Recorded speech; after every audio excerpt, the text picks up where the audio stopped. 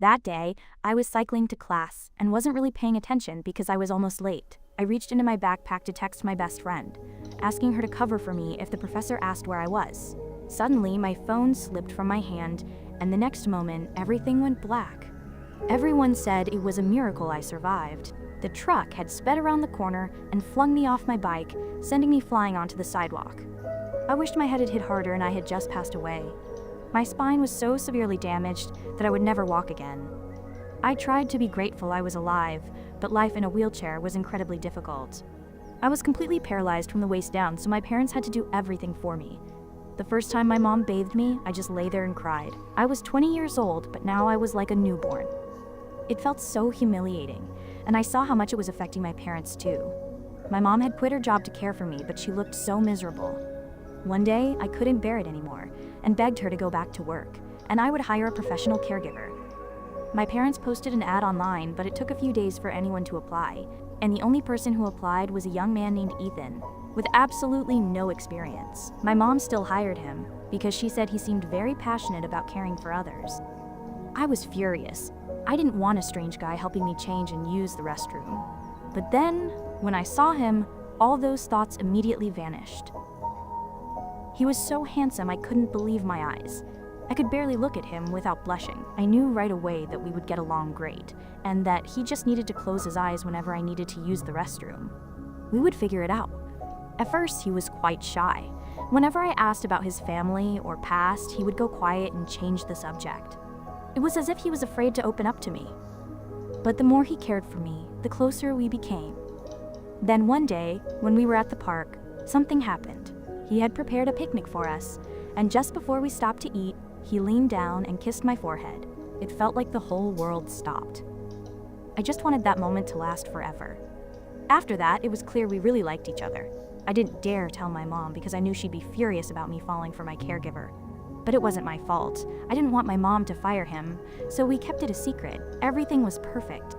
Every day, my parents went to work, and I got to spend the whole day with my boyfriend. We went to the park every day, saw a movie once a week, and even started learning Spanish together. But then one day, he called in sick.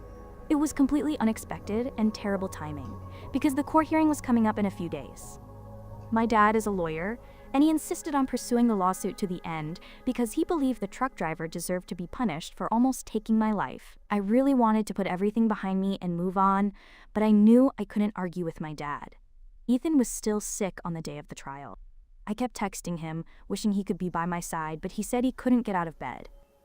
I wanted to bring him some soup or something, but he wouldn't even give me his address. Eventually, I had no choice but to go to court alone and hope it would all be over quickly. As soon as the truck driver appeared, I could feel my parents' anger. He looked completely unconcerned about what he had done to me, and as soon as he pleaded not guilty to the judge, my dad jumped up and started yelling. I was incredibly embarrassed, and the judge called for a recess before it was my turn to testify. I wheeled myself out in tears. All I wanted then was to see Ethan, and I had no idea that wish was about to come true. I went outside to get some air, and I pushed my chair so fast I almost ran into someone. When I looked up, I realized it was Ethan. I was so happy I almost cried. But he didn't look happy to see me. In fact, his face was beet red. "I thought you were sick?" I asked, and before he could answer, a woman appeared from behind me and said, "Ethan, your dad needs you inside." "Hurry up." I didn't understand anything. I asked Ethan what was going on, and the woman looked at me and asked, "How do you know my son?" Then she turned and went back inside. Ethan looked at me and apologized. Then he told me the real reason he was there. His dad was the truck driver who had nearly taken my life. When he found out, he told his dad to confess, but his dad refused. Ethan felt so guilty that he applied for a caregiver job, but he had no idea I was the girl his dad hit until just a few days ago. When the court summons arrived, he saw my name and almost threw up from shock. I sat there, shaking all over. How could he have hidden this from me? This couldn't be real. The love of my life was the son of the man who had put me in a wheelchair. I had about 10 minutes before I had to go back in and tell the truth. I knew Ethan would be heartbroken to see his dad go to jail, but what other choice did I have? I told the truth, and now we're waiting to see what the court's verdict will be. I love Ethan, but I don't know what our future holds. My parents can't accept us being together, and neither can his family.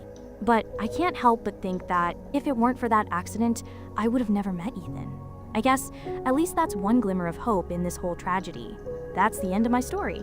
Make sure you've subscribed to the channel and turned on notifications. Thanks for watching the whole video, and I'll see you next time.